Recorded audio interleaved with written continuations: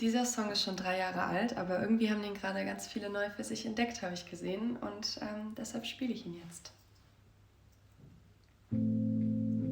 Ich weine mit dir, wenn du dich verlierst. Ich leih dir mein Herz, ich nehm dir den Schmerz.